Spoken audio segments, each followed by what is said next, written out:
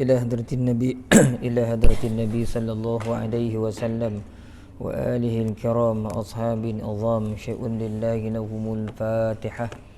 أعوذ بالله من الشيطان الرجيم بسم الله الرحمن الرحيم. الحمد لله رب العالمين الرحمن الرحيم مالك يوم الدين إياك نعبد وإياك نستعين اهدنا الصراط المستقيم صراط الذين أنعمت عليهم غير المغضوب عليهم ولا الضالين آمين. أعوذ بالله من الشيطان الرجيم بسم الله الرحمن الرحيم الحمد لله رب العالمين والصلاة والسلام على أشرف الأنبياء والمرسلين وعلى آله وأصحابه أجمعين. اللهم يا عليم علمنا من علمك ما ترضى به عنا ولا تؤاخذنا بما تعلمه منا. يا عليم خلقنا بخلق العلم وحققنا بحقائق العلم. رب اشرح لنا صدورنا ويسر لنا أمورنا واحلل عقدة من ألسنتنا يفقه أقوالنا والحمد لله رب العالمين. الله أكبر. أعوذ بالله من الشيطان الرجيم بسم الله الرحمن الرحيم. السلام عليكم ورحمة الله تعالى وبركاته. الحمد لله والصلاة والسلام على رسول الله وعلى آله وصحبه ومن والاه. أشهد أن لا إله إلا الله وأشهد أن محمدا عبده ورسوله. قال رب اشرح لي صدري ويسر لي أمري واحلل عقدة من لساني يفقهوا قولي أما بعد. Yang berusaha pengurusi surau beserta dengan ahli jawatan kuasanya, ashabul fadilah, tuan-tuan guru, tuan-tuan imam, ketua-ketua masyarakat, tuan-tuan haji, puan-puan hajah, tuan-tuan, puan-puan, hadirin hadirat yang dirahmati Allah Subhanahu wa taala sekalian. Alhamdulillah tuan-tuan dan puan-puan, sama-sama kita rafa'kan kesyukuran kehadiran Allah Subhanahu wa taala. Kita masih lagi mampu untuk datang ke surau ini untuk sama-sama kita tunaikan solat fardu secara berjamaah. Kita juga masih lagi diberikan peluang oleh Allah Ta'ala untuk terus dapat hadir ke majlis-majlis ilmu. Mudah-mudahan tuan-tuan dan puan-puan, apa yang kita buat pada malam ini menjadi salah satu daripada amalan yang layak diberikan oleh Allah Ta'ala keberkatan dan ketenangan dalam kehidupan kita, mudah-mudahan insya-Allah. Allahumma amin. Jadi malam ni tuan-tuan, kita mula pada muka surat yang ada buku ni, tengok muka surat 24. Masih lagi dalam surah An-Nazi'at. Kita bermula pada ayat yang ke-15 tuan-tuan. Ayat yang ke-15 surah An-Nazi'at juzuk 30, muka surat yang ke-24 insya-Allah. Kita baca sama-sama tuan-tuan. A'udzu billahi minasyaitonir rajim. Bismillahirrahmanirrahim. Hal ataka hadithu Musa إذ ناداه ربه بالوادي المقدس طوى اذهب إلى فرعون إنه طغى فقل هل لك إلى أن تزكى وأهديك إلى ربك فتخشى فأراه الآية الكبرى فكذب وعصى ثم أدبر يسعى فحشر فنادى فقال أنا ربكم الأعلى فأخذه الله نكال الآخرة والأولى إن في ذلك لعبرة لمن يخشى Sadaqallahul azim. Hal ataka hadithu Musa. Kalau iz ni kena hati-hati, selalu kita tergelincir lidah. Jadi zal ada qalqalah. Zal tak ada qalqalah. Jangan baca iz tu tak salah. Kita pegang lidah kita pada makhraj dia. Iz nadahu rabbuhu. Di situ ada hukum. Rabbuhu bil. Ha gulung tu, ha besar. Kemudian di hadapan ha besar ni ada huruf waw. Makna waw yang kecil. Maknanya kita kena baca dua harakat tu. Kenapa kena baca dua harakat? Kerana di hadapan waw yang kecil itu ada huruf ba. Bukannya huruf hamzah yang berbaris. Kalau di hadapan waw yang kecil tu ada huruf hamzah berbaris, maka itu adalah mad silah tawilah. Kita kena baca 4. Yang ini kita kena baca 2 sebab di hadapan huruf waw yang kecil itu adalah huruf ba. Ini mad silah qasirah. Rabbuhu bil wadil muqaddasi tuwan. Kita berhentikan jadi satu baris je. Tuwa man iwad. Iwad. Tuwan jadi tuwa.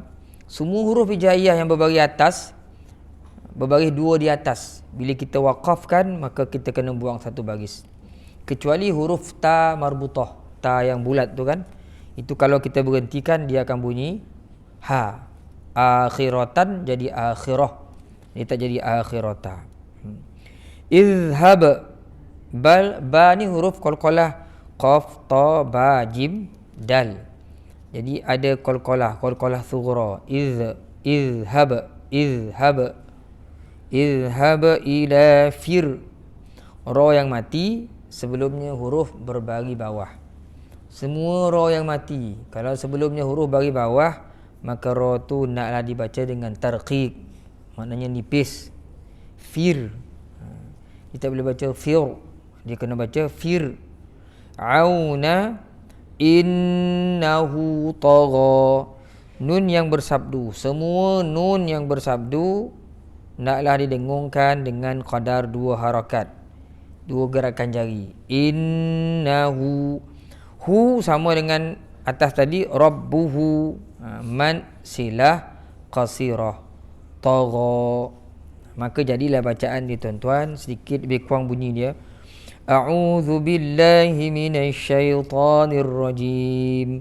Hal ataka hadithu Musa إذ ناداه ربه بالوادي المقدس طوى اذهب إلى فرعون إنه طغى.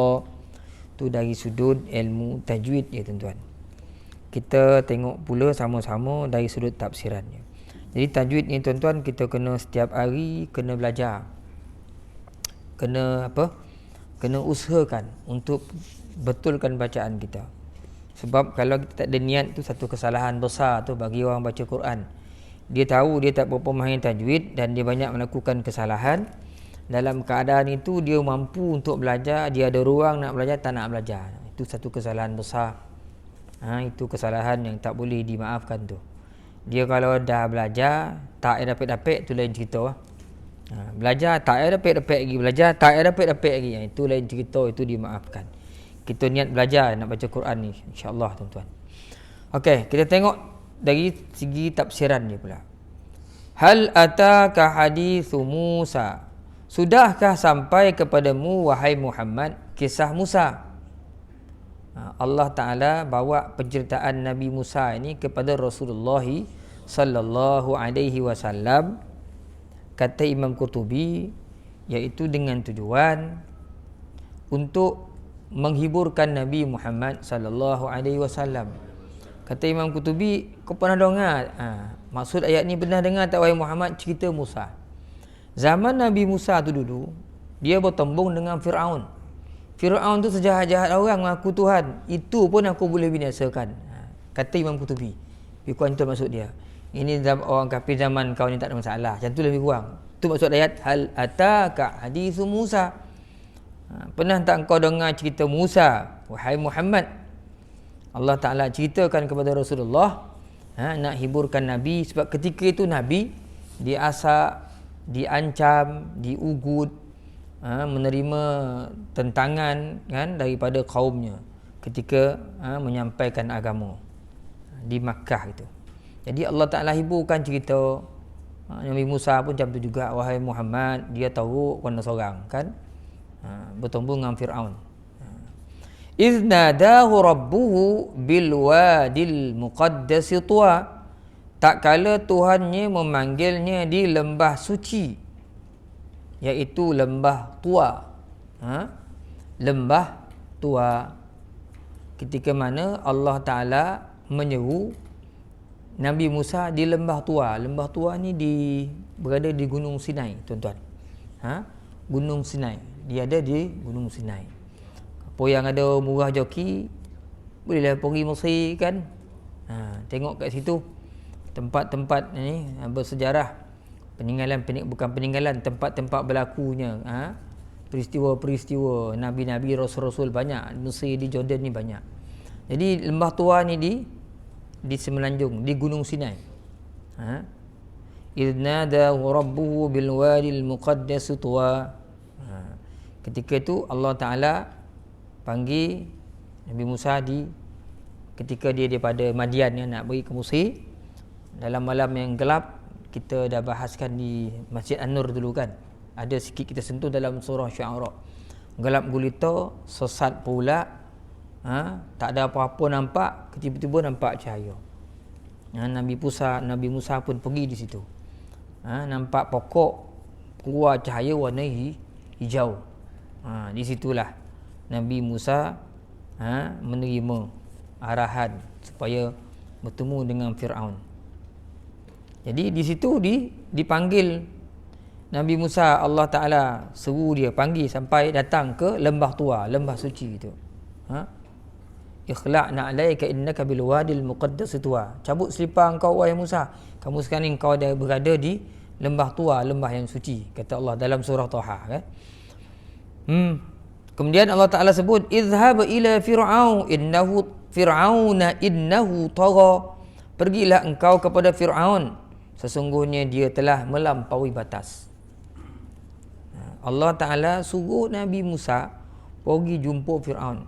Kenapa perlu pergi jumpa Fir'aun? Kerana Fir'aun ni telah melampaui batas. Dia buat, dalam tafsir Qutubi sebut, dia buat sesuka hati dia. Dia tak peduli orang lain untuk masa Tara. Tara ni buat suka hati, pokok dia je. Kemudian dia tak peduli orang lain, pandangan orang lain.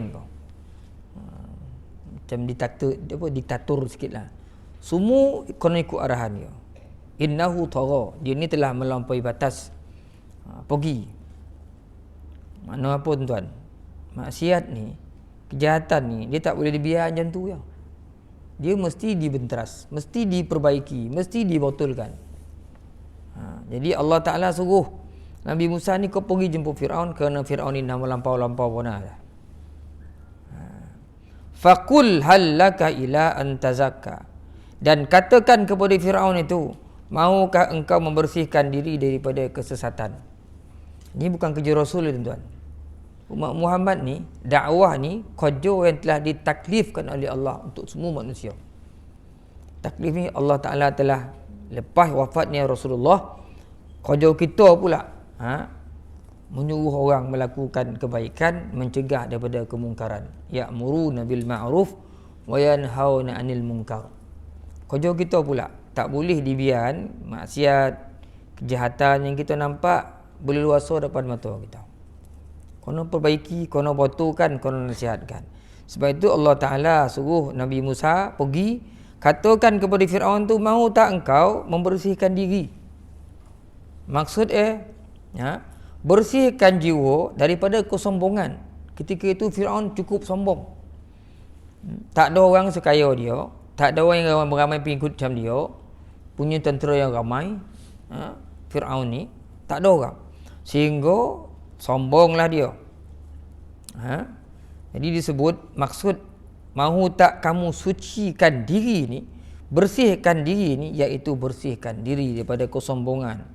Kemudian bersihkan fikiran daripada orang-orang yang selalu mengelilingi dia, sekitar dia tu, yang tak pernah tegur dia.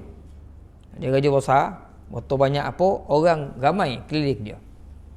Apa dia buat betul dan tak pernah tegur pun.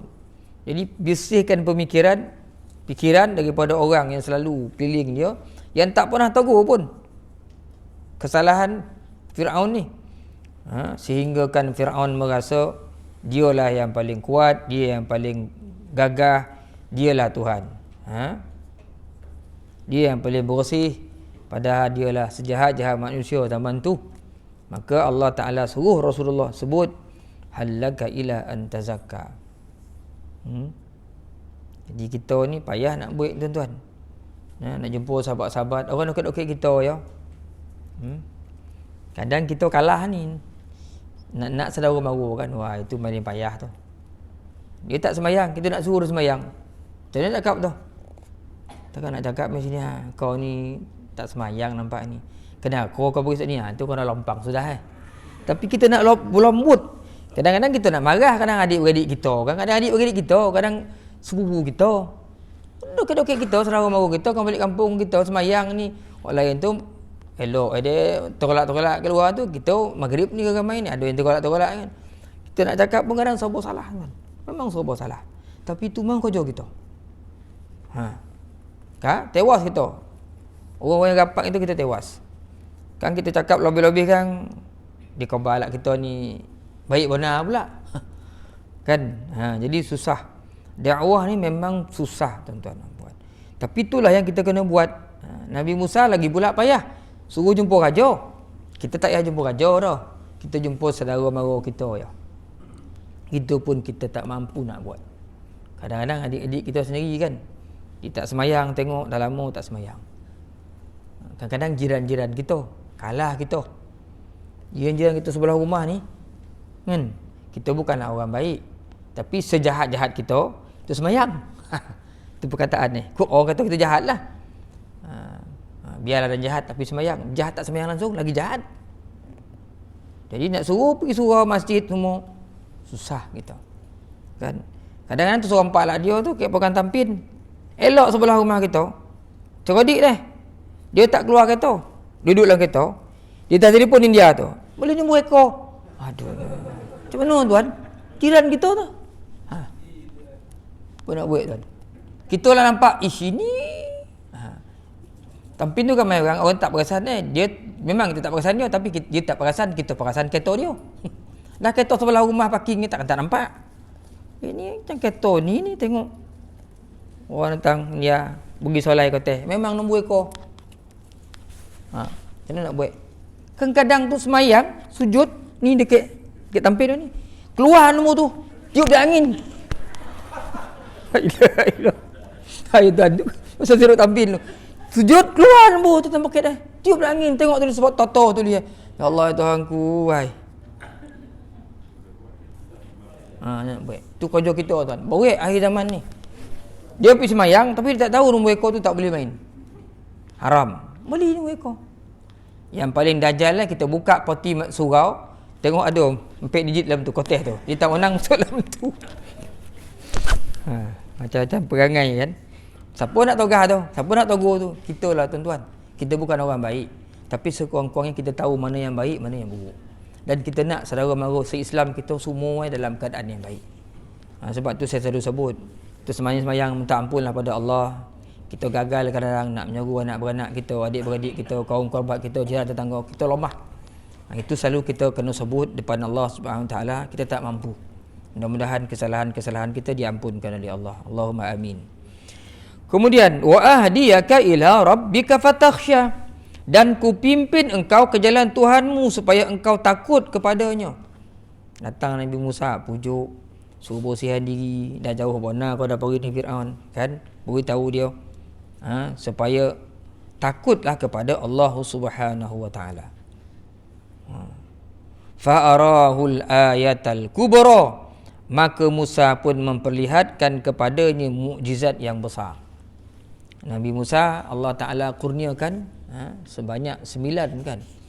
Kalau dalam juzuk 9 kan.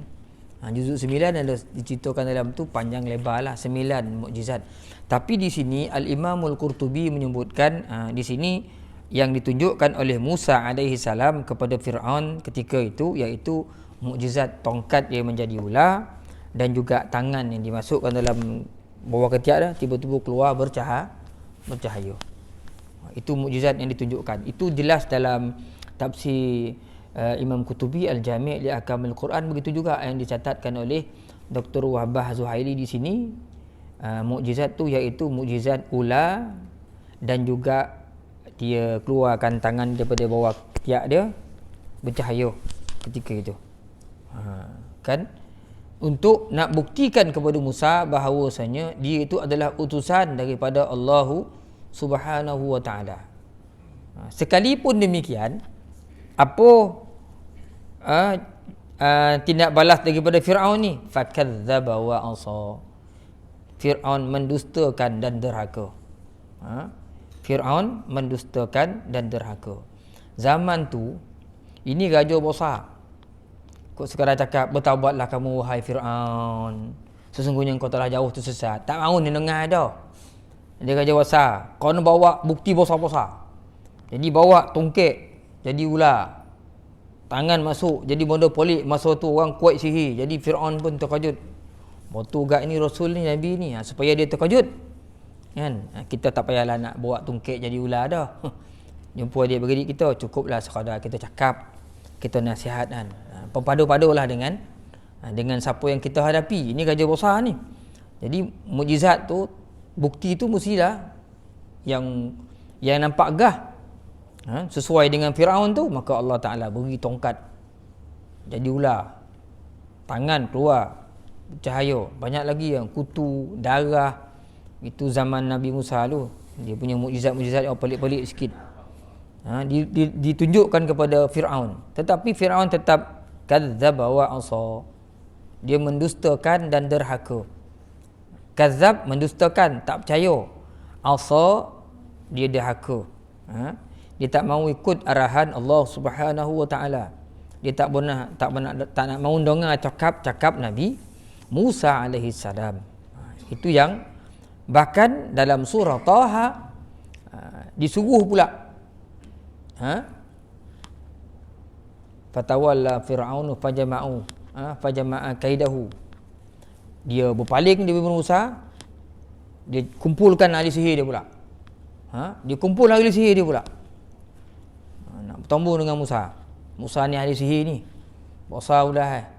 Bawa ahli sihir ramai-ramai pula suruh lawan Musa alaihi salam. Itu Fir'aun. Thumma adbara yas'a. Kemudian dia berpaling seraya berusaha menentang Musa. Dia berpaling dan berusaha menentang Musa. Berpaling di sini maksudnya dia paling tinggalkan Musa, dia cari, dia kumpulkan. Zaman tu dikumpulkan semua ahli sihir. Bahkan ahli sihir bila dikumpulkan dalam Al-Quran menceritakan, ahli sihir tanya, apa aku dapat Fir'aun? Kalau menang kau dengan Musa ni, kita akan bagi kedudukan, bagi macam-macam dia lah, ganjaran daripada Fir'aun. Berhasillah Fir'aun tu mengumpulkan ramai-ramai ahli sihir untuk bertembung dengan Musa. Dan dijanjikan hari bila masa jumpa. Nabi Musa bagi syarat, boleh hari perayaan, hari orang ramai berkumpul ni. Hari orang ramai berkumpul, hari tu kita berjumpa, kata Nabi Musa. Nak tunjukkan kehebatan Allah Subhanahu wa taala dalam masa yang sama nak berdakwah pada orang ramai supaya akhirnya yakin dengan apa yang dibawa oleh Musa alaihi salam. Disuruh orang ramai. Ada. Itu bukti, bila berani itu bukti keyakinan Musa alaihi salam kepada agama yang dibawa. Kalau orang yakin, dia benar, lagi ramai orang tengok, lagi disuruh. Lagi disuruh supaya kebenaran tu nampak terselah dan sampai kepada orang. Itu tujuan Musa alaihi salam. Qala mau'idukum yaumuz zinati wa an yusyarun nasu duha. Itu dalam surah Taha, kan?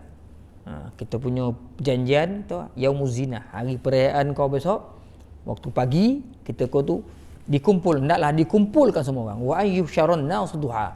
Dikumpulkan semua orang pada waktu duha, waktu pagi.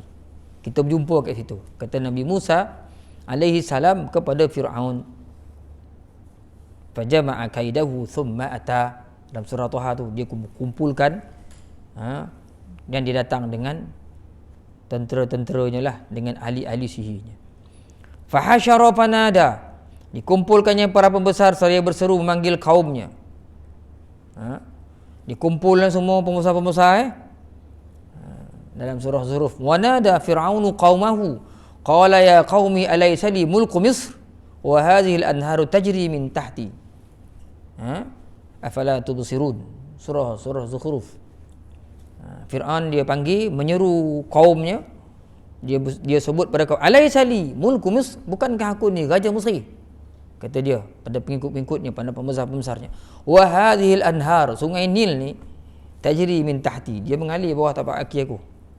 Afala tubsirun, kau tak tengok kau? Kata Firaun. Ketika itulah ada disebutkan dia menyeru, faqala, ayat 24 tu, ana rabbukumul a'la, aku nilah Tuhan kamu yang paling tinggi. Bahkan dalam tafsir Qutubi disebut dia ukir banyak-banyak patung, dia suruh orang ramai sembah patung tu. Patung-patung ni Tuhan kau, dan Tuhan kepada patung-patung Tuhan-Tuhan kau ni, aku Tuhan besar, dia kata dia. Ni Tuhan-Tuhan kecil ni kau sembah. Tuhan sebagai Tuhan-Tuhan ni aku. Sebab tu maksudnya disebut ana rabbukumul a'la. Akulah Tuhan yang paling tinggi. Kamu ada Tuhan kecil-kecil yang kau sembah tu, tapi Tuhan kepada segala Tuhan ni aku, kata Firaun. Nak meyakinkan pengikut-pengikut dia. Itu borek Firaun ni. Kan? Borek. Sampai dia mengaku Tuhan. Jadi dalam keadaan macam ni, maka dah nampak melata, nampak kejahatan tu terlampau-lampau dah. Sebab itu Allah Subhanahu Wa Taala suruh Nabi Musa ni pergi benteras kejahatan ni. Asalkan ada maksiat, asalkan ada benda tak betul, kita kena perbetulkan, tuan-tuan dan puan-puan. Maka Nabi Musa bertemu dengan Firaun yang satu ketika dulu, semasa kecilnya, Firaun itulah yang membolo dia. Firaun itulah yang bolo. Tuan-tuan tengok dalam surah Qasas lah. Surah Qasas kan, ketika mana diisytiharkan semua anak lelaki zaman tu naklah dibunuh. Sebabnya ahli nujum dia kata, wahai Firaun, besok kekuasaan kau ni akan guntuh dengan sebab seorang kanak-kanak lelaki. Orang lelaki dari zaman ni, zaman tu semua lelaki bunuh. Lahir budak lelaki, bunuh. Sampailah ibu Musa bila melahirkan Musa, maka Allah Ta'ala berfirman, fa'alqihi fil yam, buang, alihkan dalam sungai. Allah Ta'ala sebut jelas juzuk 16 tu kan, buang dalam sungai, nanti sungai ni akan bawa dia ke tepi dan dia akan diambil oleh musuh Allah dan musuh kamu. Musuh Allah dan musuh Musa. Allah Ta'ala sebut dalam Quran surah Taha kan, letak dalam ni. Kalau kita pergi Mesir tu ada tempat kan, di mana tempat ibu Musa hanyutkan Nabi Musa. Akhirnya mengalir sungai ni, bawa lalu dalam sana bawa kepada Firaun, Asiyah isteri kepada Firaun. Ketika Firaun nak bunuh, katakan ni budak kecil ni seorang, kita bololah dia. Dan Allah Ta'ala sebut dalam surah Qasas, tanpa disedari oleh Firaun, Allah Ta'ala telah menjadikan isteri sendiri bolo, orang yang satu ketika nanti akan menguntuhkan kerajaan dia, membenteras kejahatan dia. Dalam rumah dia sendiri, dalam keadaan diisytiharkan semua anak lelaki dibunuh untuk menolak, mengelakkan daripada kekuasaan dia hancur, tanpa dia sedari sebenarnya orang tu ada dalam rumah dia. Itu yang disebut dalam Al-Quran, wa makaru wa makarallah. Mereka itu buat tipu daya, buat perancangan macam-macam. Wa makarallah, Allah pun buat perancangan juga. Wallahu khairul makirin, perancangan Allah tu lebih baik. Perancangan Allah tu lebih baik. Firaun dia tak sedar, alah seorang ini kan ni Asyah khabar, takkan dia ramai dah mati kena bunuh kan. Bolo juga dalam rumah. Membesarlah Fir'aun membesarlah Fir'aun. Membesarlah Nabi Musa dalam rumah tu. Siapa bagi makan tu? Fir'aun yang bagi makan. Nabi Musa tak bekerja kan? Kecil lagi. Fir'aun yang bagi makan. Dia makan daripada harta Fir'aun lah. Membesar dia. Kemudian apa yang berlaku? Fir'aun ni orang balik. Anak tak kenang budi. Itu orang nak cakap. Maksudnya kita nak ambil pengajaran kat sini. Walaupun orang tu banyak jasa kat kita, tapi bila dia dah bertambung dengan Allah Ta'ala, dia tak betul, kita kena baiki dia, kena perbetulkan dia. Walaupun Nabi Musa tu makan, dibola oleh Fir'aun, isi dia, tapi akhirnya Fir'aun tu dilawan. Sebab apa? Fir'aun menentang Allah Subhanahu Wa Ta'ala. Itulah maksud dalam surah Luqman tu kan. Allah Ta'ala sebut tu. Apa ayat tu? Lama tak baca yang kalau mak, ibu kamu, kalau dia suruh kamu kepada mensyirikkan Allah tu, kamu jangan ikut dia. Bahkan wasahibhuma fid dunya ma'rufa. Kamu jaga pergaulan dengan ibu ayah kamu tu, tapi dalam masa yang sama kamu nasihatkan dia. Jangan taat pada dia. Jangan taat pada mak ayah yang akhirnya dia dah suruh pada perkara-perkara yang mungkar, tak boleh taat. La ta'ata li makhluqin fi ma'siyatil khaliq. Tidak boleh taat kepada makhluk untuk buat maksiat yang jelas-jelas nampak maksiat. Tak boleh taat. Walaupun mak ayah kita sendiri. Sebab dia mak ayah, jadi kita jaga juga hubungan, tapi kena nasihatkan. Itu mak ayah tu pun tak boleh taat. Ini pula bukan mak ayah ni. Sebab itu Nabi Musa menentang Fir'aun. Bukan tak kenang budi, tapi lebih mendahulukan Allah Subhanahu Wa Ta'ala. Fa akhazahu Allahu nakalal akhirati wal ula. Jadi cerita Nabi Musa ni tuan-tuan cukup banyak dalam Quran. Allah ceritakan cerita Nabi Musa ni sebab ni di antara rasul pertama yang diberi mukjizat yang dahsyat. Mukjizat dia cukup hebat. Berbanding rasul-rasul sebelum tu, Nabi Musa lah yang diberikan mukjizat yang cukup hebat. Kalau sebelum tu Nuh alaihi salam hanya naik bahtera je, dibuat kapal besar. Kan? Sampai 40-50 hasta kapal dia, kata tu juga 300 hasta. Sekadar kapal dia lah. Tapi Nabi Musa ni tak. Bagi tongkat jadi ular. Tangan masuk dalam ketiak, keluar bercahaya pula. Kemudian pula dia ni kuat Nabi Musa ni. Tumbuk orang sikit je, mati pula orang tu. Tak ada niat nak tumbuk orang pun. Tak membunuh, mati. Kemudian laut dia belahnya dengan tongkat.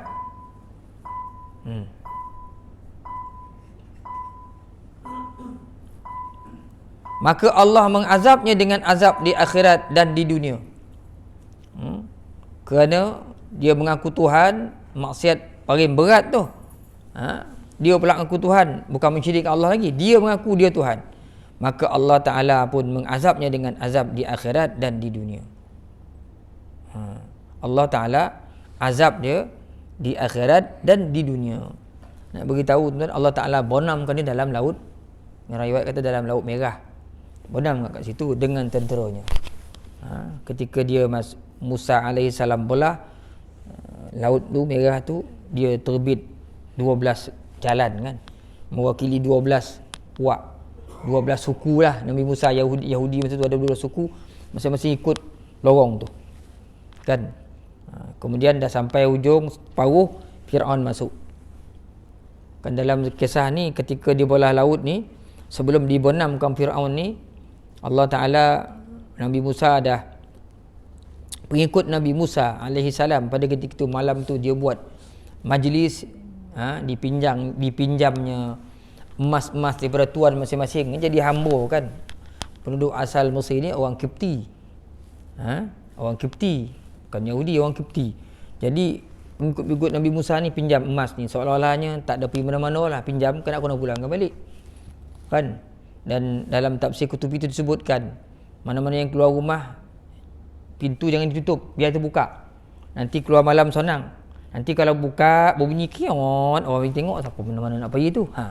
Cerdik Nabi Musa ni. Keluar rumah biar pintu terbuka. Malam nanti balik rumah tidur jangan tutup pintu, biar pintu buka je. Nanti sonang keluar tak payah nak buka-buka. Kan buka berbunyi, orang perasan. Maka ketika itulah waktu pagi, Nabi Musa dengan pengikut dia lari. Tapi disedari juga oleh Fir'aun dan tentera-tenteranya. Itu dikejar. Tapi bila dah sampai setengah tu, Fir'aun masuk. Sampai ujung, Fir'aun tengah-tengah. Maka Allah Subhanahu Wa Taala pun azab Fir'aun dengan membenamnya beramai-ramai dengan tentera-tenteranya. Nak beritahu pun tuan, sehebat mana pun orang, sebesar mana pun kuasa dia, kekuasaannya adalah terbatas. Banyak mana pun pengikut satu hari nanti dia tetap akan berubah keadaan. Sebab manusia ni dia hidup dengan masa. Masa tu Tuhan ciptakan sebahagian masa tu adalah kehidupan manusia. Manusia ni tak gerak, tak hidup tanpa masa. Dia bergerak seiring dengan bergeraknya masa. Jadi waktu yang beredar tu mengheret kita bersama, menghakis umur kita, merubah keadaan kita. Mesti berubahnya. Confirm berubah. Kau tak berubah, lahir-lahir jadi bayi sampai bila nak tua-tua jadi bayi, payah juga. Jadi cikgu dia jibab satu, tak pencen-pencen pun kerajaan bayar gaji kan. Satu dia tak naik-naik satu tak. Masa berubah dah jadi pep bompek, pep 8, 52. Bangga ada 50 dah. Jusah hebat Jusah. Betul mana? Pencen tak pernah ada orang lagi. Masa Jusah dia lah orang ni. Yo pencen langsung orang tak nak pernah. Masa ni kau handal kau arahkan dia nantilah kau bersara dia berlanggar bahu boli ayam kat pasar Rambau, tunggu pun tak dah. Dulu garang jadi ketua, malih nak nunggu sampai itu sudah. Nak cerita pun tuan, orang hebat mana pun dia tetap akan berubah pada keadaan yang lain. Ketika itu dia akan surut macam air laut jugaklah, ada pasang ada surut kan. Watilkal ayyamu nudawiluha bainan nas. Begitulah hari-hari kami putarkan antara manusia. Besok dia kat atas, dia kat bawah kan. Orang bawah naik atas. Begitulah keadaannya manusia ni. Jadi sehebat mana pun tuan-tuan, pengajaran daripada ayat ni, Firaun ni hebat. Sampai saya cerita dulu kan, dia buang air 40 hari sekali. Siapa boleh buat? Cuba tuan-tuan buat. Saya pun dah cuba buat dah, 10 hari saya tahan. Itu pun masuk hospital sudah. 10 hari tahan tak buang air. Masuk hospital, kena vacuum. Baik kau ingat orang beranak vacuum. Nak buang air basah pun kena vacuum juga. Memalukan. Dululah. Masa belajar kat Tafiz dulu tak minum air, akhirnya 10 hari tak buang air. Ingat betul tuan-tuan. So tu. Betul lah dalam qaul mengatakan dia boleh harah-harah. Sebab tu dalam Quran tadi sebut dalam surah Zuruf kan? Alaysa li mulku Misr, bukankah aku ni raja Mesir? Wa hadhihi al-anharu tajri min tahti afala tubsirun. Sungai ni mengalir bawah kaki aku. Kau tak tengok kau, kata Firaun.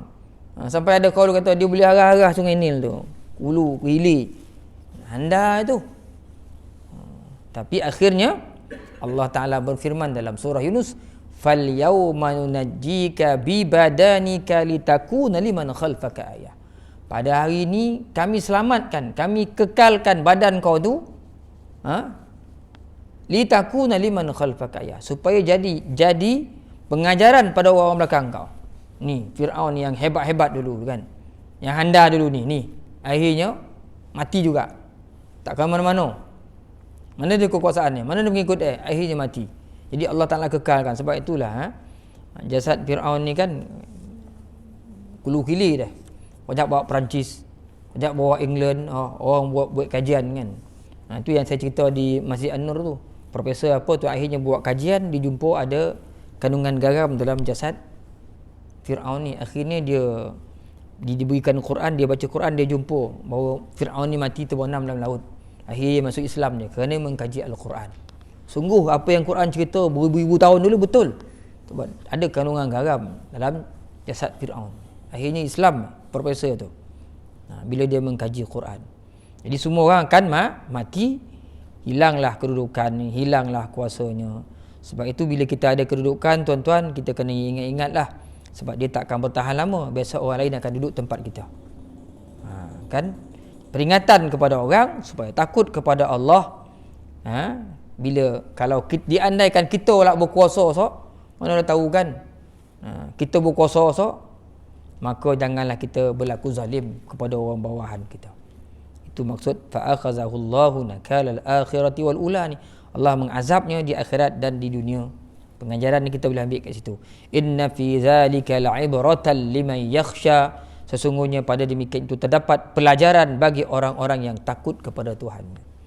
Jadi kita tengok Fir'aun ni dalam sejarah, Fir'aun ni ramai kan, nama satu dinasti kan. Ramai raja-raja macam-macam nama lah kan. Tun Angneng lah, Tok Amung lah, Ramsis lah, Ramsis ni ramai raja-raja ni, Fir'aun ni. Hebat. Tapi akhirnya semuanya telah dimusnahkan oleh Allah Subhanahu Wa Taala, seperti mana Allah Taala memusnahkan penentang-penentang rasul-rasulnya sebelum itu, yang menentang Nuh, yang menentang Lut, Ibrahim, semua penentang agama ni akhirnya dimusnahkan oleh Allah Subhanahu Wa Taala. Saya tunggu tafsirkan pada ayat ni, saya tak baca pun yang ditulis oleh Ustaz Ahmad Sun Haji ni sebab benda yang sama je lah. Tuan-tuan kita tengok sikit lagi tuan-tuan, kita ambil ayat antum asyaddu khalqan amis sama'u banaha. Adakah kamu yang lebih sukar menciptakannya ataukah langit Allah telah membinanya? Ini satu persoalan. Bukan Allah Ta'ala tanya, tak tahu, tapi nak beritahu kehebatan dia. Antum, Allah Ta'ala tanya kita, kau rasa nak buat kau susah mana kau? Mana susah? Nak buat kau atau nak buat langit? Kata Allah, banaha. Langit tu Allah Ta'ala telah bina dia. Di sini Allah, kata Ustaz Ahmad Suhaji, menanyakan dengan cara mengejek. Adakah kamu wahai kaum musyrikin Mekah ketika itu menyangka bahawa Allah lebih sukar menciptakan kamu dari menciptakan langit yang begitu agung lagi indah? Buat kau kat bawah ni macam samud nyoli ni, atau buat langit yang atas tu? Mana susah? Kau rasa ni macam satu soalan mengejek lah orang musyrik ketika itu. La khalqus samawati wal ardi akbaru min khalqin nas. Itu dalam surah Ghafir kan? La khalqus samawati wal ardi akbaru min khalqin nas. Sesungguhnya menciptakan langit bumi itu lebih besar, bukan lebih besar ke Allah. Lebih hebat sebenarnya penciptaannya daripada nak buat manusia. Buat manusia senang je, kata Allah Ta'ala. Senang je. Jadi pertanyaan tu adalah tujuannya untuk mengejek, supaya akhirnya nampaklah kehebatan Allah Ta'ala ni. Bukankah langit itu telah ditinggikan atap bangunannya dengan sempurna, tersusun rapi dan tidak ada cacatnya, dan malam pula dijadikan bersuasana gelap gulita dan siang pula dijadikan terang benderang. Allah Ta'ala suruh kita tengok langit. Kalau kau rasa kau hebat benar, langit atas tu aku buat, kata Allah Ta'ala, lagi hebat. Rafa'a samkaha fasawwaha. Dia meninggikan bangunan langit itu lalu menyempurnakannya. Allahul ladzi, apa ayat tu? Allahul ladzi khalaqas samawati bighairi amadin tarawnaha. Allah lah yang menciptakan langit dengan tidak ada tiang. Ni surah yang kita baca malam tu, surah apa? Surah Mulk. Allazi khalaqa sab'a samawatin tibaqa. Ma tara fi khalqir rahmani min tafawut. Far'il basara hal tara min futur. Allah lah yang menciptakan sab'a samawatin bighairi Allahul allazi khalaqa sab'a samawatin tibaqa. Tuhan yang menjadikan langit 7 lapis, 7 tingkat tu. Sehingga kamu tak nampak pun kek mana berong kau sengit kau nampak tak indah ciptaan langit oleh Allah Ta'ala ni. Farji'il basara hal tara min futur. Kau tengok sekali lagi, kata Allah, nampak tak ketidakseimbangan pada bentuk langit ni? Ada kau cacat dekat mana cacat dia, kata Allah Ta'ala. Kita nampak tak ada tiang. Allah Ta'ala cipta langit lebih besar lagi kena berbanding manusia yang duduk di bawah langit ni. Besok Allah Ta'ala pun gugurkan langit-langit ni. In nasha nakhsif alaihimul arda aw nusqit alaihi kisafan minas sama. Kalau kami nak, Allah Ta'ala sebut, kalau aku nak, nakhsif bihimul arda, kita dibonam sama-sama dalam bumi ni. Aw nusqit alaihi kisafan minas sama, atau kami jatuhkan kepingan-kepingan daripada langit ni menghempap manusia. Tapi Allah Ta'ala pelihara kita semua. Sebab langit ni tak ada tiang. Jadi pertanyaan ini nak tunjukkan kehebatan kekuasaan Allah Subhanahu Wa Ta'ala. Rafa'a samkaha fasawwaha. Dia naik langit dan dia sempurnakan kejadiannya. Kita baca macam ni, kita nampak langit, kita nampak biasa je. Kat mana hebat Allah Ta'ala ni kan, langit. Kalau tuan nak rasa hebat Allah Ta'ala tu, bila Cina buat rumah kita, dia nak buat atap, tuan-tuan buat atap tapi jangan buat tiang tu. Tuan naik atap tu tiba-tiba je. Kau lapis tu kira anda lah tuan-tuan tu. Kau tak lapis jatuh ke bawah tu. Masa itulah kita. Macam saya sebut sebelum ni bulan lapis kan. Jadi kita baca Quran ni kita kena bawa kepada suasana yang kita boleh mikir. Itu yang kita masukkan tadabbur. Meresapkan maksud ayat ni. Kok kita sebut rafa'a samkaha fasawwaha. Dia meninggikan bangunan langit lalu menyempurnakannya. Allah Ta'ala yang buat langit tu tinggi-tinggi ke atas tu, dia tak jadi apa. Kan? Kita pun tahu Allah Ta'ala angkat langit tanpa tiang. Kita buat korban ayam lah. Yang buat rumah pasal apa nak? Buat korban ayam untuk 3 ekor ayam kesayangan kita, ayam serama kita tu. Jangan buat tiang dulu, naik atap dulu.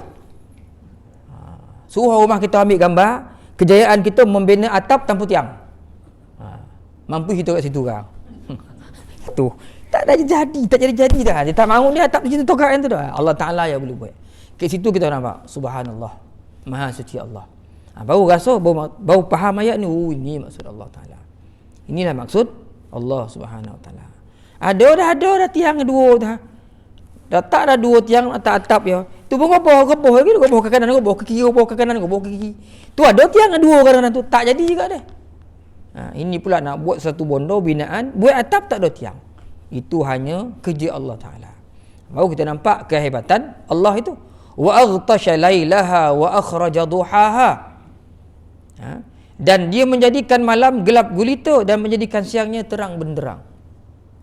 Alam tara anna Allah yurijul laila fin nahar wa yurijul nahar fil lail wa sakhkhara asy-syamsa wal qamar kullun yajri li ajalin musamma. Adakah engkau tidak lihat Allah Ta'ala menghilangkan malam dalam siang, tukar jadi malam. Wa sakhkhara asy-syamsa wal qamar, matahari, bulan ditundukkan oleh Allah. Kullun yajri li ajalin musamma. Dua-dua ni, empat-empat ni, malam, siang, matahari, bulan ni, semuanya yajri, berjalan ikut setting daripada Allah Ta'ala. Bahasa kita hari ni setting ni kan, ila ajalin musamma, sampai kepada suatu tempoh yang ditentukan. Allah Ta'ala punya kerja. Allah Ta'ala punya kerja tu. Kan? Tak ada dah kita bangun pagi, lepas tu kita duduk, ya Allah, ambil botol malam. Tak malam-malam hari tu. Hari tu puasa pula tu. Sik kudu boleh. Mampu kita tu. Apa tak malam-malam ni? Apa jam ni? Dan ketujuh tak ya malam ni? Dia tak pernah berlaku macam tu tuan. Itu kita. Sehat, tiba-tiba keluar menilai air hidung, semo tu, demam kita gitu. So elok balik. Tiba-tiba dah bongkak ekoting, dah tak boleh jalan pula. Elok balik kan. Apa sakit lah bahunya, belikat lah tercabut, belikat lari pula, pergilah urun. Itu kita. Bumi ni Tuhan jadikan macam tu. Tak ada hari-hari tu tiba-tiba matahari berhenti. Setiap hari berjalan berputar, malam nak putar duduk situ, tak ada dah. Kan malam kita malam je. Matahari dia tak berjalan, dia mogok. Tak pernah berlaku macam tu. Manusia yang dogi. Semayang, hari tak semayang. Puasa, tiba-tiba tak puasa. Itu orang. Matahari tak pernah buat macam tu dah.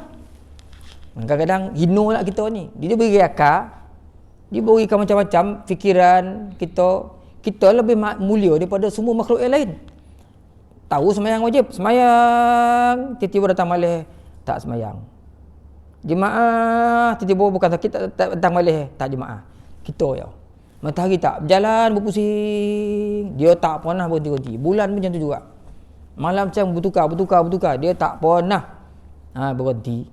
Sebab tu Allah Ta'ala sebut dalam Quran, Qul ara'aytum in ja'alallahu 'alaikumul laila sarmadan ila yaumil qiyamati man ilahun ghairallahi ya'tikum bidhiya. Kalau Allah Ta'ala jadikan malam tu sepanjang-panjangnya sampai hari kiamat, Allah Ta'ala tanya, siapakah Tuhan yang boleh mendatangkan cahaya kepada kamu? Tak ada Tuhan yang boleh menerangkan keadaan yang gelap. Itu maksud ayat. Allah Ta'ala sebut, katakan kalau Allah tak jadikan malam ni panjang, tak ada Tuhan yang lain yang boleh mendatangkan cahaya. Afala tasma'un, adakah kamu dengar tak kau? Qul ara'aytum in ja'alallahu 'alaikumun nahara sarmadan ila yaumil qiyamah man ilahun ghairullah ya'tikum bilail. Kalau Tuhan jadikan siang ya, Tuhan mana yang boleh mendatangkan bilailin taskununa fi, menjadikan malam yang kamu boleh tenang berehat malam tu. Tak ada Tuhan lain dah. Afala tubsirun, tidakkah kamu lihat? Jadi ayat-ayat ni Allah Ta'ala nak membuktikan kekuasaannya. Disebut begitu. Wal arda ba'da zalika dahaha, dan bumi sesudah itu dihamparkannya. Allah Ta'ala hamparkan bumi. Ini yang jadi pertikaian dulu kan. Bumi dihamparkan, bising-bising nak bincang. Keluarlah dalam YouTube, bumi ni bukan bulat, bundar, bumi bukan bundar, tiga segi, leper, memakak-makak lah, bergaduh-gaduh lah dalam tu. Ada banyak lah mazhab lepas itu kan. Ada yang kata bumi ni bundar lah, bulat lah, apa ni, spiral lah, macam-macam perkataan lagi yang keluar. Peduli lah bumi ni Tuhan jadi pun, kau tu dah jadi orang ibadat lah banyak-banyak, bising lah nak bincang bumi ni banyak berbentuk tak dapat apa-apa pun. Kok bumi ni bulat? Tuan-tuan dapat apa? Bumi ni bulat, kalah orang kata bumi ni leper. Apa yang tuan-tuan dapat bila dah tahu bumi tu bulat? Tak dapat apa-apa pun. Tahu bumi bulat tak semayang, buat apa? Biar dia tak tahu bumi tu bulat, pergi semayang. Ada bondo yang kita perlu kaji. Ada bondo yang kalau kita kaji, poning kepala otak kita. Ni nak ada kaji ke tu?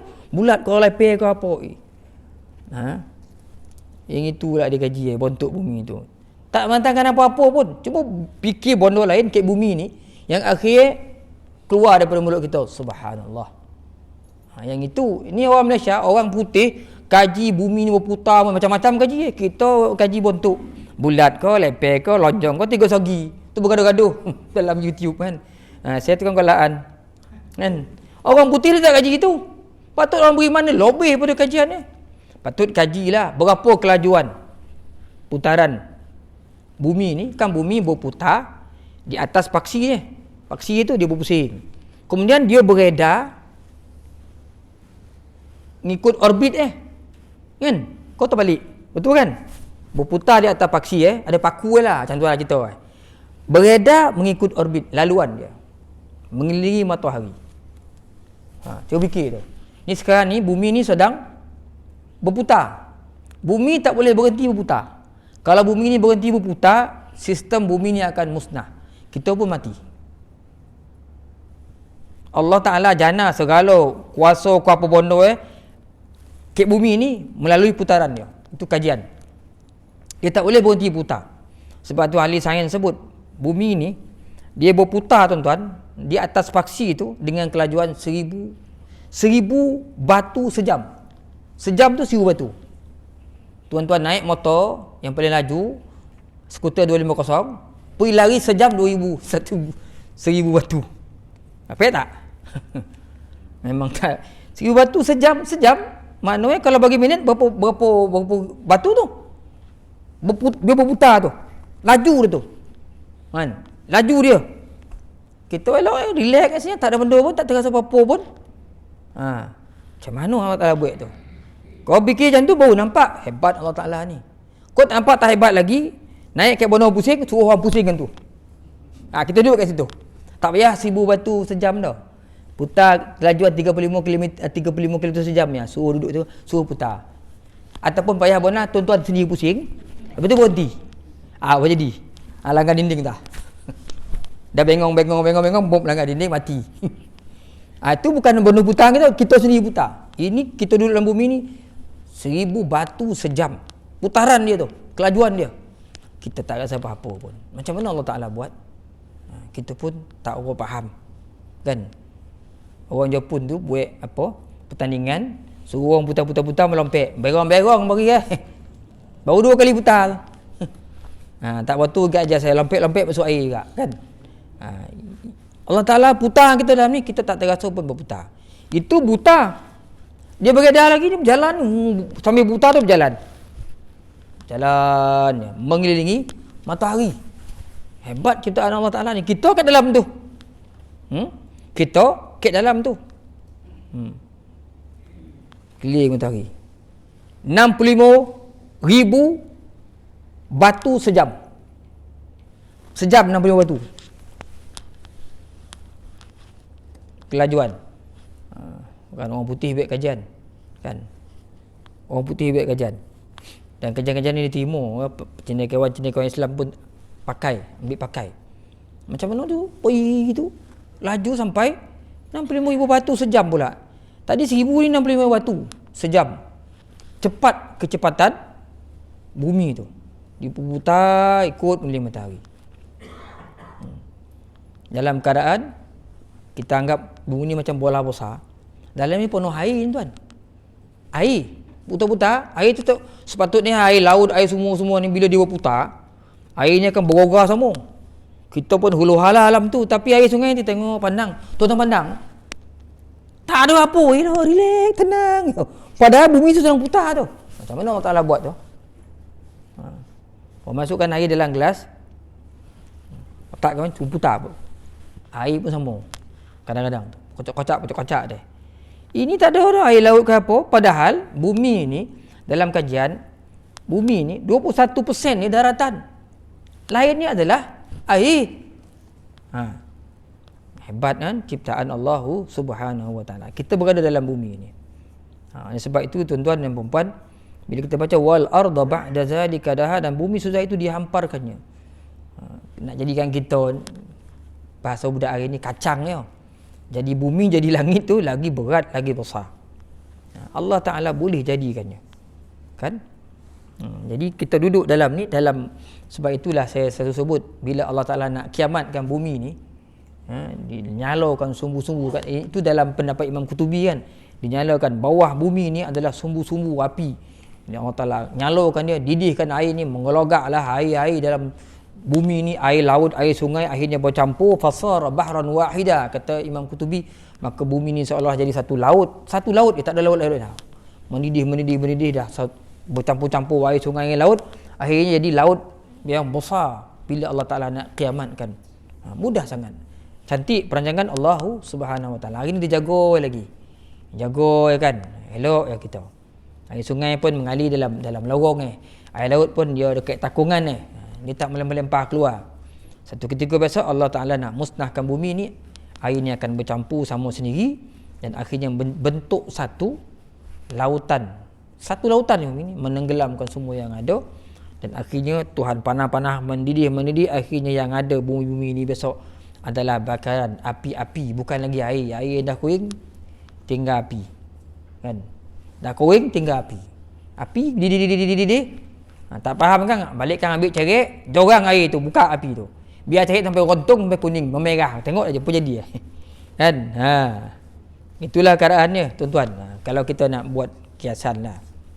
Akhraja minha ma'aha wa mar'aha, dipancarkannya dari bumi mata airnya dan menumbuhkan tumbuh-tumbuhannya. Allah Ta'ala keluarkan daripada bumi ni mata air, dan daripada air ni Allah Ta'ala tumbuhkan tumbuh-tumbuhan. Ini semua bukti Allah Ta'ala nak buktikan kehebatannya. Situ air kan, Allah Ta'ala jadikan air ni cecair kan, daripada oksigen dan hidrogen kan. Kita ngaji sains, oksigen campur hidrogen, dia jadi molekul dia mantap, dia terikat sama-sama sendiri. Cecair yang ada oksigen dengan hidrogen ni, dia bergabung. Dalam air ni ada molekul-molekul yang saling rapat, saling mengikat. Tapi dia tak kukuh ikatan dia bercorai. Kok kukuh kan, puyalah kita dalam air tercokik belakang, air tu kenyal dia tak putih-putih. Sebab kesenang ni air kan, talan ni dia putih-putih. Kan kok air tu kenyal kan, ramailah mati tercokik sudah. Ni air yang cair tu pun ramai tercokik juga, sodak air mati. Ni pula air tak putih-putih, talan-talan tak putih. Air ramailah mati sudah. Kan, jadi Allah Ta'ala cipta air cantik, tak payah kita nak kunyah-kunyah dah kan, talan dia nyaman masuk dalam perut, bahkan mengenyangkan, menyejukkan kerongkong bila kita minum. Akhraja minha ma'aha wa mar'aha, buat air, dan dengan air itu Allah Ta'ala tumbuhkan tumbuh-tumbuhan kan. Wala in sa'altahum man khalaqas samawati wal bukan ayat tu, alam tara anna Allah anzala minas sama'i ma'a, tidakkah kamu lihat Allah Ta'ala yang turunkan air hujan daripada langit. fa ahya bil arda min ba'di mautiha, dia hidupkan bumi-bumi selepas bumi itu kering kontang, turun air hujan, Allah Taala hidupkan air, hidupkan tumbuh-tumbuhan, air daripada atas, daripada bawah lagi, daripada mata air lagi. Wal jibala arsaha mata'an lakum wa li'an'amikum, dan gunung ganang dicacakkannya dengan kukuh, semua itu untuk kesenangan kamu dan untuk binatang-binatang ternak kamu. Allah Ta'ala sebut gunung Tuhan cacakkan dengan kukuh, sebab air kandungan bumi ni kan. Jadi gunung-gunung ni adalah pasak-pasak bumi yang nak pastikan bumi ni tidak, kita duduk ni sihat, kita tidak bergoncang. Bumi ni lah pasak-pasak dia. Sebab itu yang ada yang keluar sikit tu nampak macam tinggi je, Gunung Rembau tu, tapi yang bawah dia tu banjiran tu lagi besar daripada yang atas tu. Sikit dia nampak tu, yang bawah tu lagi besar, sering ikat mengikat kan. Kita pun tak tahu ke mana sampai kan banjaran-banjaran ni, bawah-bawah ni. Orang kaji bumi ni dia tahulah kan. Satu gunung dengan gunung lain ni kadang-kadang bertombong, bawah berakar dah gunung-gunung ni. Gunung-gunung ni Allah Ta'ala tancapkan atas muka bumi ni sebagai pasak, untuk mengukuhkan kedudukan bumi ni. Sebab itu bila Allah Ta'ala nak musnahkan gunung ganang ni, Allah Ta'ala cabut, cabut, musnahkan semuanya. Akhirnya seolah-olah bila gunung ni dicabut daripada bumi, seolah-olah macam rumah-rumah yang telah dipatahkan tiang-tiangnya. Maka hancurlah rumah-rumah yang bila tiangnya digugurkan, dimusnahkan, rumah pun akan runtuhlah. Begitulah ibaratnya bumi ni, bila dimusnahkan pasak-pasak dia, gunung ganang ini akhirnya nanti akan musnah. Jadi Allah Ta'ala sebutkan malam, siang, langit, semua-semua ni sebagai tanda bukti kekuasaannya. Allah Ta'ala tunjukkan lagi air kan, gunung, ini semua mata'an lakum, semua itu untuk kesenangan kamu dan untuk binatang-binatang ternak kamu kan. Bagi air, bagi tumbuh-tumbuhan, untuk kemudahan kita semua. Semua itu adalah daripada Allah Subhanahu wa ta'ala. Rezeki daripada Allah, bukan daripada siapa-siapa. Nahnu narzuqukum wa iyyahum, kamilah yang bagi kamu makan dan juga anak-anak kamu, kata Allah Ta'ala. Bukannya manusia yang beri makan kita ni, tuan-tuan. Semuanya daripada Allah. Dan Allah Ta'ala tak cukup dengan air, dengan tumbuh-tumbuhan. Semua makhluk atas muka bumi ni Allah Ta'ala tundukkan untuk kemudahan manusia. Matahari ikut sistem dia, bila malam dia malam, bila siang dia siang kan. Angin, hujan, semua ni Allah Ta'ala jadikan. Kalau kita fikir-fikir kan sungguh-sungguh tuan, semuanya untuk kesenangan hidup manusia, untuk kelangsungan hidup manusia. Bila dah panas-panas kan, tak hujan-hujan, diturun air hujan, lapik kita air kan. Sejuk-sejuk hujan, nak paju hujan ya kan. Sejuk-sejuk kita, datang matahari, panas pula lapik tu. Cantik Allah Ta'ala susun sistem bumi ni untuk kemudahan kita. Orang katulistiwa, dia ada kekuatan untuk hadapi keadaan iklim dia. Orang-orang duduk di luar katulistiwa kan, yang panas sifat dia kan, benua Afrika contohnya, taklah mati gontung dia dah. Elok dia boleh bertahan. Dia ada kekuatan dia pula. Tuhan bagi dia kemampuan untuk hidup. Sepatutnya mati dah orang tu. Kita sini sehat. Orang Afrika mati awal lah tu, panas tu tak. Orang duduk kat tempat benua yang sejuk-sejuk, taklah mati kesejukan dia, hidup dia lagi.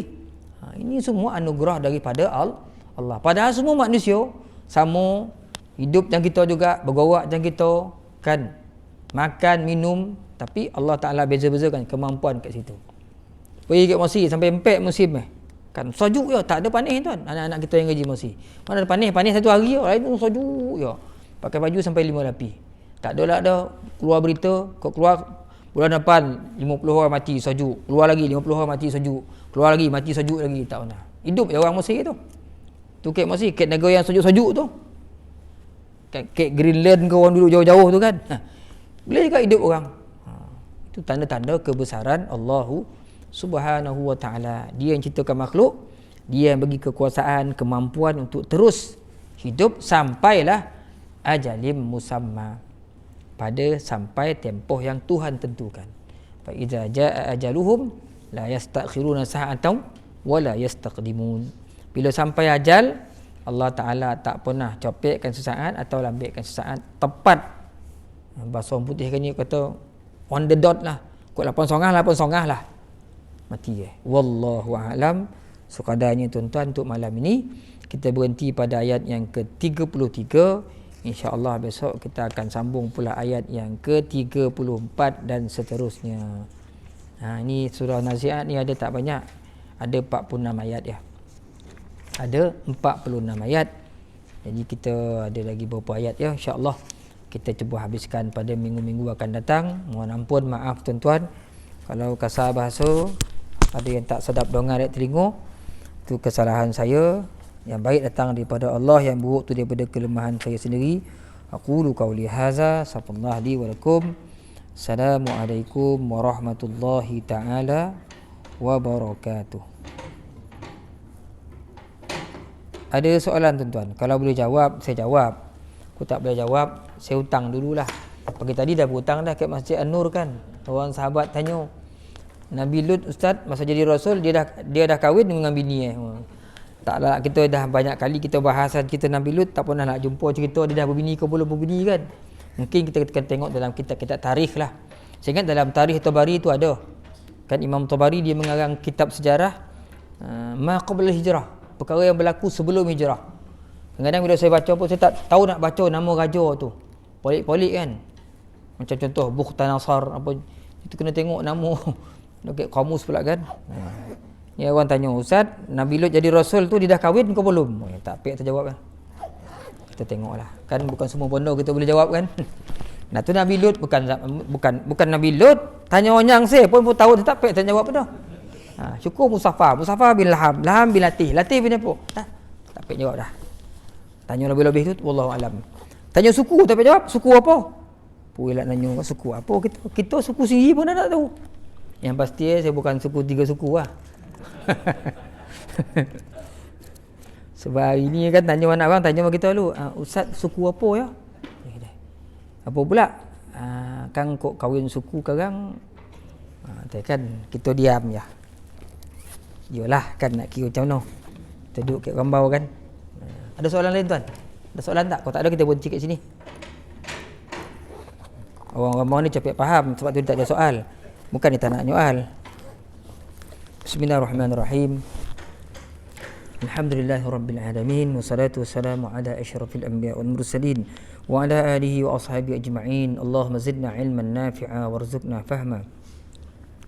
Allahumma rzuqna fahman nabiyyin wa hifzal mursalin birahmatika ya arhamar rahimin.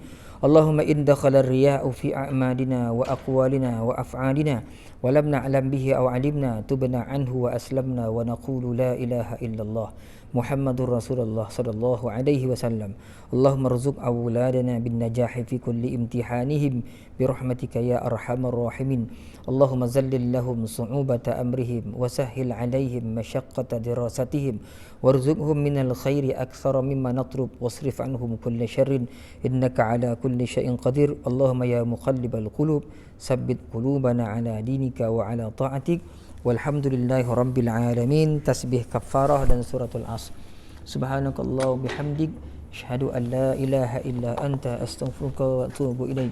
Subhanakallahumma bihamdik asyhadu an la ilaha illa anta astaghfiruka wa atubu ilaik. Subhanakallahumma bihamdik asyhadu an la ilaha illa anta astaghfiruka wa atubu ilaik. Bismillahirrahmanirrahim. Wal 'asr innal insana lafi khusr إلا الذين آمنوا وعملوا الصالحات وتواصوا بالحق وتواصوا بالصبر والله أعلم بالصواب.